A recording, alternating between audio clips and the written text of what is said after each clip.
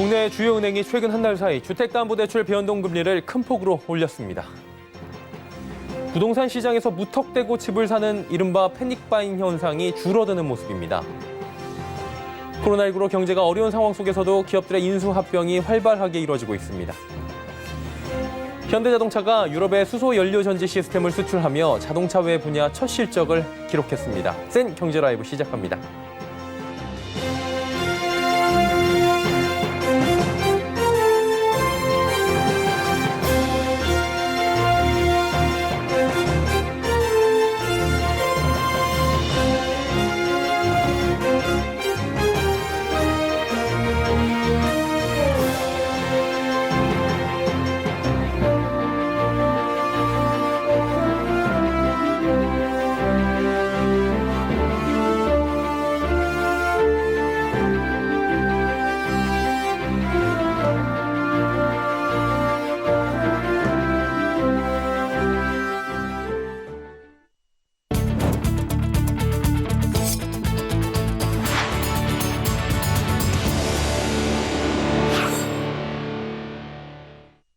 시청자 여러분 안녕하십니까? 센 경제 라이브 서정덕입니다. 국내 주요 은행이 최근 한 달 사이 주택담보대출 변동금리를 큰 폭으로 올린 것으로 나타났습니다. 사상 최저 기준금리의 주택대출 금리도 연 1%대에 근접하며 은행들이 위험 관리를 위해 속도 조절을 하려는 것으로 풀이됩니다. 정순영 기자입니다. 국내 5대 주요 은행 가운데 우리은행을 제외한 4곳의 오늘 변동금리형 주택담보대출 신규 취급액 기준금리가 한 달 전보다 오른 것으로 나타났습니다. 상단과 하단이 모두 상승한 곳은 신한과 하나은행으로 신한은행의 신규 취급액 기준과 신잔액 기준 주택대출금리는 모두 연 2.64%에서 3.89%입니다. 한 달 전인 지난달 19일보다 금리대가 0.33%포인트 높아진 겁니다. 하나은행 신규 취급액 기준금리는 2.612%에서 3.912%로 상단과 하단이 각각 0.132%포인트 올라갔습니다. 신한은행은 금융채 5년물을, 하나은행은 6개월물을 기준으로 주택대출 금리를 산정했습니다. 남은 은행 3곳은 은행연합회가 산출하는 코픽스를 금리 산정 기준으로 삼는데 지난달 신규 취급액 기준 코픽스는 0.8%로 7월보다 0.01%포인트 하락했습니다. 보통 코픽스 변동에 따라 은행 주택대출 변동금리도 같은 폭으로 움직였지만 최근 은행들이 우대금리를 조정하면서 오늘 금리 움직임은 각기 다르게 나타났습니다. 국민은행은 연 2.62%에서 3.82%로 책정했는데 최고금리가 0.09%포인트 올랐습니다. 농협은행은 연 2.23%에서 3.64%로 전날보다 0.01%포인트 하향 조정됐고 우리은행은 연 2.28%에서 3.88%로 전날보다 0.01%포인트 내렸습니다. 주택대출금리가 연 1%대에 근접하면서 원가 방어가 필요해진 은행들이 올해 들어 주택담보대출 잔액이 빠르게 늘어나자 숨고르기에 나서고 있습니다. 서울경제TV 정순영입니다. 최근 부동산 시장 분위기를 살펴본다면 패닉바잉이 심심치 않게 나타난 바 있습니다. 집값이 계속 오르니까 빨리 집 사야 되는 거 아니냐라는 생각에 무턱대고 매수에 나서는 현상인데요. 이 같은 매수세가 줄어들고 있다는 지표가 나왔습니다. 정창신 기자가 전해드립니다. KB부동산 조사에 따르면 서울 매수 우위 지수가 기준선 아래인 96.2로 나타났습니다. 6월 초 100을 넘긴 뒤 3개월 만에 매수 우위가 진정되는 모습입니다. 업계에선 집을 사려는 사람보다 팔려는 사람이 많다는 뜻으로 분석하고 있습니다. 최근 집값 상승 불안감에 무리하게 집을 사는 패닉바잉이 누그러지고 있다는 분석도 나옵니다. 매수 심리가 조금 진정되고 있는 것 같고요. 일단 정부에서 사전 청약 등으로 여러 가지 매수자들이 대기할 수 있는 상황이 되면서 이런 시장 보합세 분위기가 당분간 지속될 것 같습니다. 실제 서울 지역 매수 우위 지수는 공급 대책 얘기가 나오기 시작한 시점부터 6주 연속 떨어졌습니다. 이 대책에는 서울을 중심으로 13만 2천 가구의 신규 주택을 공급하고 앞으로 수도권에 총 127만 가구를 공급하겠다는 계획이 담겼습니다. 공급이 충분할 것으로 예상되자 수요자들이 내 집 마련을 서두를 필요가 없다고 생각한 겁니다. 일부에선 집을 사려는 사람보다 팔려는 사람이 많아지면 자연스럽게 집값도 떨어질 것으로 관측하고 있습니다. 서울경제TV 정창신입니다. 올해 4분기 수도권에서 입주 예정인 아파트는 48,534가구로 집계됐습니다. 작년 같은 기간보다 37.5% 늘어난 수치입니다. 서울은 작년 동기 대비 7.9% 늘어난 12,097가구가 입주할 예정입니다. 반면 지방은 32,101가구가 입주 예정이라 작년보다 47.6%가 줄어들 전망입니다. 수도권에선 10월 안산 사동에서 2,872가구와 화성 동탄 2신도시에서 2,568가구 등 13,951가구가 집들이에 나섭니다. 11월에는 인천 도화, 김포 신곡, 11월엔 서울 고덕 강일과 시흥 은계 등에서 입주를 시작할 예정입니다. 코로나19로 경제가 어려운 상황 속에서도 기업들의 인수합병이 활발하게 이뤄진 것으로 나타났습니다. 8월 기준 벌써 작년 1년치 인수합병 규모에 육박했다고 하는데요. 이소연 기자가 정리해드립니다. 올 들어 지난 8월까지 기업들이 인수합병에 투자한 비용이 11조 4,499억 원에 달하는 것으로 집계됐습니다. 작년 한 해 인수합병 투자 금액에 육박하는 규모입니다. 올해 진행된 인수합병 건수 중에는 KB금융과 한국조선해양, 넷마블 등이 눈에 띕니다. KB금융은 지난달 31일 프루덴셜 생명보험을 인수하며 2조 3천억 원가량을 사용했고 지난해부터 대우조선해양 인수에 공을 들여온 한국조선해양은 2조 1천억 원가량을 투자했습니다. 또한 넷마블은 지난 2월 코웨이 인수에 1조 7천억 원가량의 자금을 지출했습니다.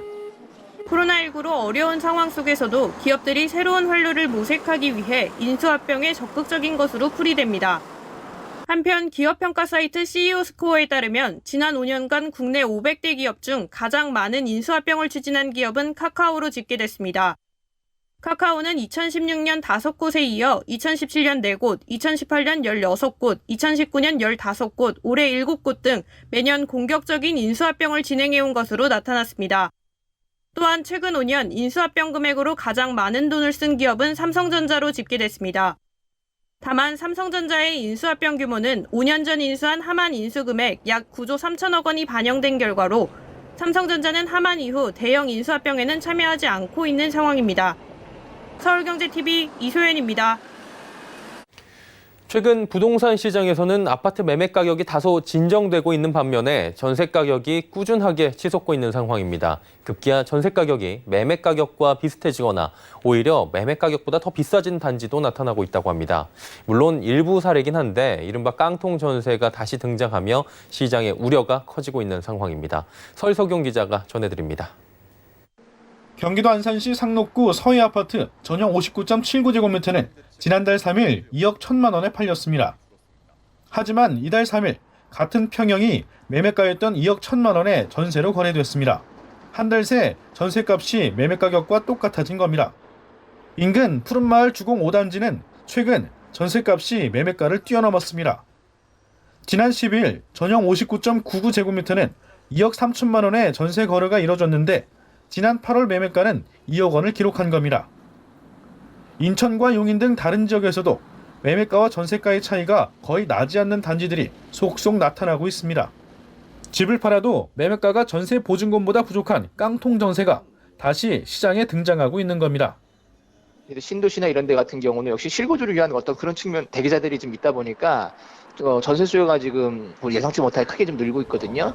지금 전세값은 뭐 떨어질 가능성은 앞으로도 좀 없을 것 같고 특히 올 가을도 되게 좀 때가 좀 심각할 것 같아요.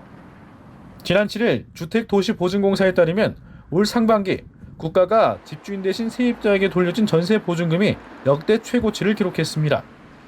수도권 아파트값 상승세는 둔화되고 있는 반면 끝없이 치솟고 있는 전세값에 전세 보증금 반환에 대한 세입자들의 불안감은 커지고 있습니다. 서울경제TV 설석영입니다.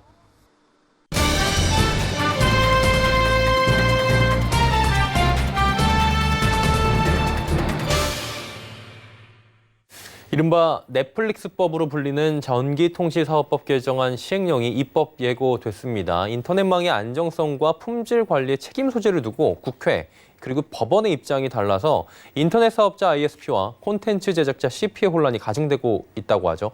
좀 어려운 내용입니다. 자세한 내용 경제산업부 서청석 기자 연결해서 자세히 좀 들어보도록 하겠습니다. 나와 있습니까? 네, 안녕하세요. 예, 안녕하십니까.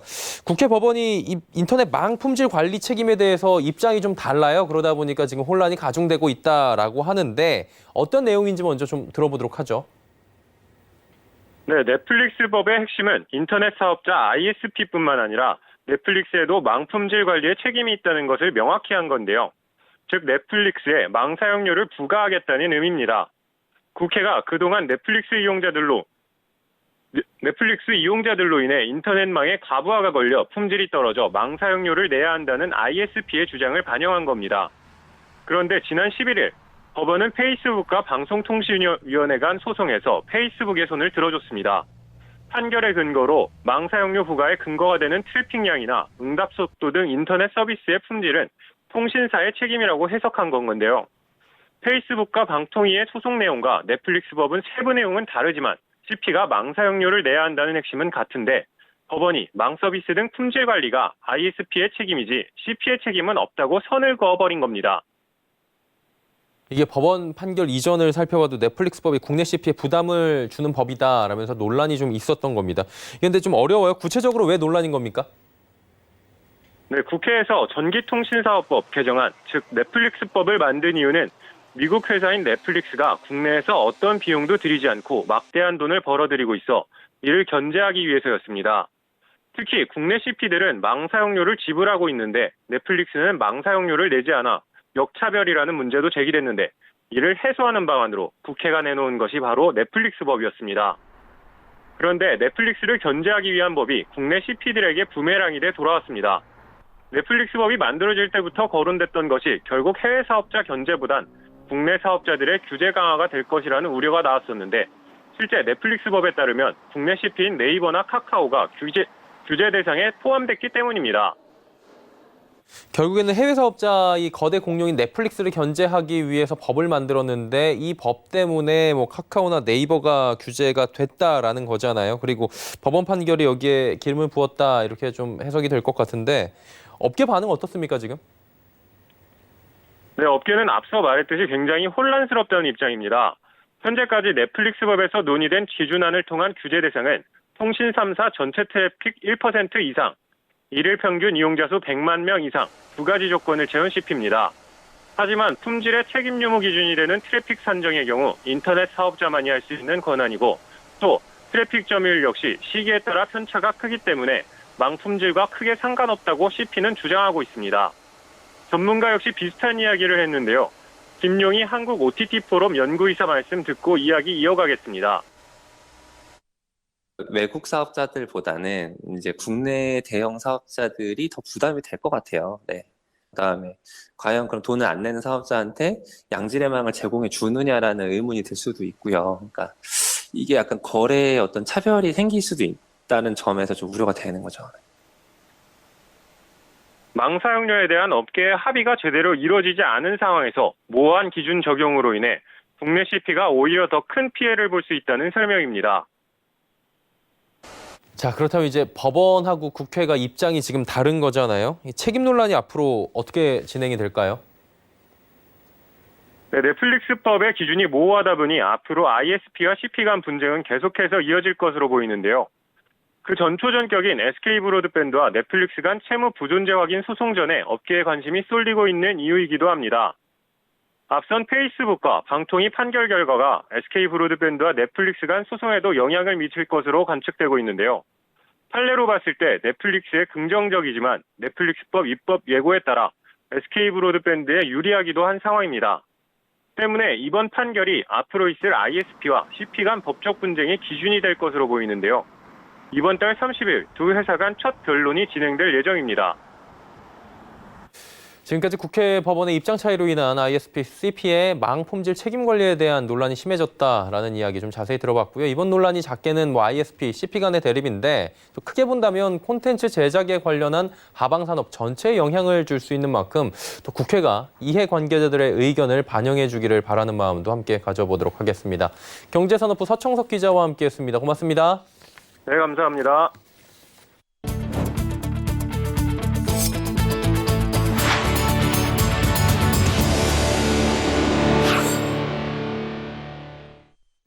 현대자동차가 유럽에 수소 연료 전지 시스템을 수출하며 자동차 외 분야에서 첫 번째 실적을 냈습니다.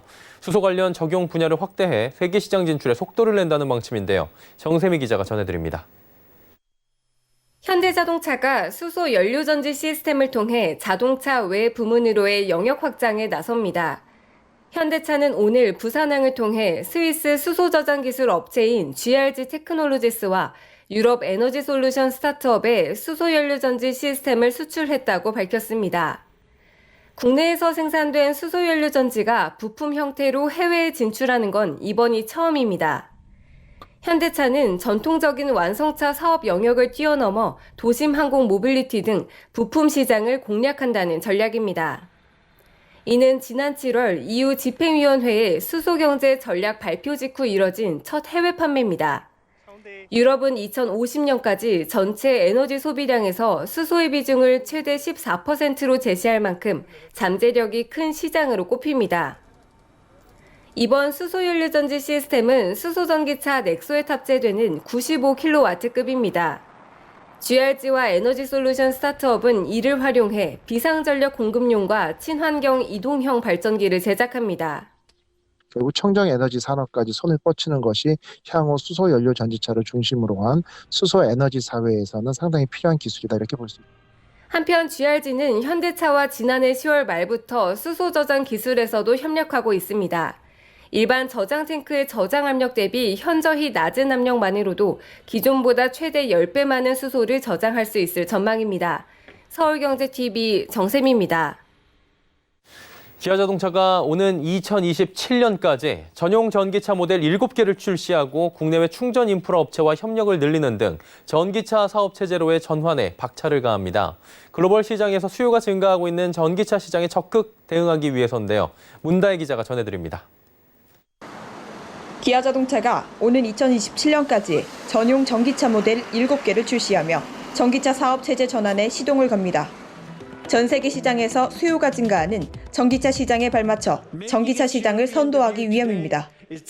기아차는 오늘 향후 출시될 전용 전기차 모델 라인업의 스케치 이미지를 공개하고 기아차의 글로벌 전기차 전략 방향을 제시했습니다. 에너지 시장 조사 기관 블룸버그 뉴 에너지 파이낸스에 따르면 오는 2040년 전 세계 전기차 비중은 58%에 달할 것으로 전망되는 상황. 이에 기아차는 전기차 중심의 사업 전략을 기반으로 오는 2029년에는 글로벌 시장에서 전기차 판매 비중을 25%까지 끌어올립니다. 이를 위해 기아차는 2025년까지 총 11개의 전기차 라인업을 구축해 국내 시장과 북미, 유럽 등의 선진 시장에서 전기차 판매 비중을 20%까지 확대합니다. 또한 이날 스케치 이미지로 공개한 7개의 전용 전기차 모델을 2027년까지 순차적으로 출시합니다. 기아차의 새로운 디자인 아이덴티티를 적용했으며 승용에서부터 스포츠 유틸리티 차량 등 다양한 차급을 갖춘 것이 특징입니다. 특히 내년에는 기아의 본격적인 전기차 전환 신호탄이 될 최초의 전용 전기차 모델인 CV를 출시합니다. 기아차는 CV의 생산 거점으로 기아차의 국내 공장 중 최대 규모이자 기아차의 물류 유통지인 화성 3공장을 택했습니다. 국내뿐만 아니라 글로벌 자동차 시장에서도 전기차 대중화를 선도한다는 구상입니다. 이와 함께 전기차 전문 인력을 육성하고 국내외 전기차 전용 작업장 확대와 전기차 충전 인프라 보급에도 나서며 변화하는 자동차 시장에 적극 대응합니다. 서울경제TV 문다입니다. 재건축 대신 리모델링을 선택하는 아파트 단지들이 늘고 있습니다. 규제가 점점 강해지는 재건축에 비해 리모델링은 비교적 규제가 덜해서인데요. 건물을 모두 허물고 새로 짓는 재개발 또 재건축보다 리모델링이 지속 가능성 있는 모델이라는 이야기도 나옵니다. 지혜진 기자입니다. 서울 용산구 일대 아파트들이 리모델링 사업을 서두르고 있습니다. 호우롱 이촌 아파트와 강촌 아파트는 최근 공동 리모델링을 추진하기로 양해각서를 체결했습니다. 올해 안에 조합을 설립하고 사업에 속도를 내는 게 목표입니다. 두 차례 입찰이 유찰됐던 이촌 현대아파트는 롯데건설을 우선 협상자로 선정했습니다. 추후 총회를 통해 시공사를 확정할 방침입니다. 건영 한가람 아파트도 다음 달 첫 리모델링 설명회를 엽니다. 이촌동처럼 서울 곳곳에서 리모델링을 추진하는 단지들이 늘어나고 있습니다. 최근 리모델링 현장 설명회를 연 양천구 목동 우성 2차를 비롯해 조합 설립을 추진 중인 마포구 밤섬현대, 서강 GS, 공덕 삼성 등이 대표적입니다. 이들이 리모델링을 택한 이유는 재건축보다 규제가 덜하기 때문으로 분석됩니다. 가장 대표적인 게 안전진단 기준. D, 2등급을 받아야 하는 재건축과 달리 리모델링은 B등급 이상이면 사업을 추진할 수 있습니다. 또 입주한 지 30년이 지나서 추진할 수 있는 재건축과 달리 리모델링은 15년 이후부터 사업을 노려볼 수 있습니다. 다만 용적률 인센티브는 적은 만큼 원래부터 용적률이 높아 용적률 기준을 상향해도 큰 실익이 없는 단지들은 리모델링이 유리합니다. 일부에선 리모델링으로 기존 재개발, 재건축 사업이 초래하던 사회 문제를 완화할 수 있다는 주장도 나옵니다. 재건축이나 재개발 사업에서 제일 문제가 되는 사회적인 어떤 그런 이슈는 젠트리피케이션과, 근데 리모델링을 하면 원래 일단 원칙이 자기가 원래 살던 집이잖아요. 사회적인 어떤 문제를 좀 갈등을 해소하는 방법이 리모델링이 조금 더 유리할 것 같다. 서울경제TV 지혜진입니다. 코로나19 여파로 경기 불황이 이어지며 올해 상반기 복권이 2조 6천억 원어치 팔렸습니다. 기획재정부 복권위원회에 따르면 올 상반기 복권 총 판매액은 2조 6,208억 원으로 작년 동기보다 11.1%가 늘어났습니다. 2005년 사업실적 공개 이래 가장 많은 규모입니다. 일반적으로 복권은 경기가 하강할수록 잘 팔리는 불황형 상품으로 꼽힙니다. 상품별로 보면 로또 판매액이 약 2조 3,082억 원으로 가장 큰 비중을 차지했습니다. 그 외 인쇄식 복권이 1,863억 원, 결합식 연금 복권이 855억 원, 전자식 복권이 408억 원 등이었습니다. 특히 연금 복권 판매액은 작년 동기보다 68.2%가 급증해 상반기 기준 8년 만에 최대치를 기록했습니다. 코로나19로 막혔던 인천과 중국 우한의 하늘길이 8개월 만에 다시 열립니다. 국토교통부는 티웨이 항공에 인천 우한 노선에 대한 운항 허가 결정을 내렸다고 밝혔습니다. 우한으로의 운항 재개는 8개월 만으로 앞서 대한항공 등이 인천 우한 노선을 운항해왔지만 1월 이후 중단된 바 있습니다. 이에 티웨이 항공은 오전 8시 48분 한국인 교민과 중국인 등 승객 60명을 태우고 인천공항을 출발했습니다.